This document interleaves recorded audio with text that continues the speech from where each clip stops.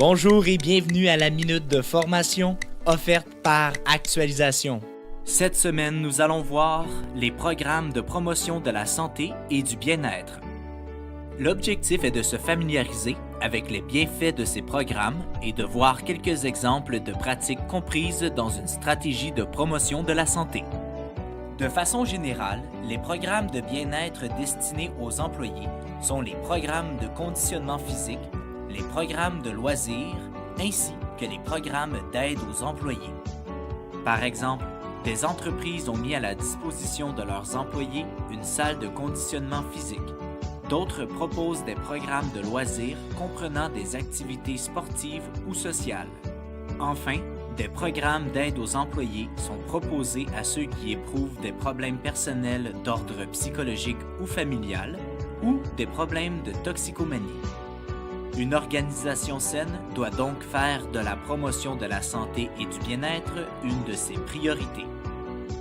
Les salariés satisfaits, enthousiastes et en bonne santé sont plus productifs et s'absentent moins fréquemment que ceux qui travaillent dans des organisations où le climat de travail est malsain. Une étude effectuée auprès de 23 000 salariés de la Citibank sur une période de 38 mois en arrive à la conclusion qu'on obtient un rendement de 4,56 $ pour chaque dollar investi dans un programme de promotion de la santé.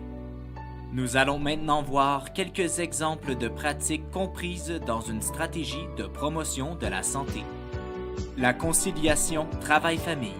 Par exemple, offrir la possibilité du travail à domicile et offrir un horaire et des congés flexibles.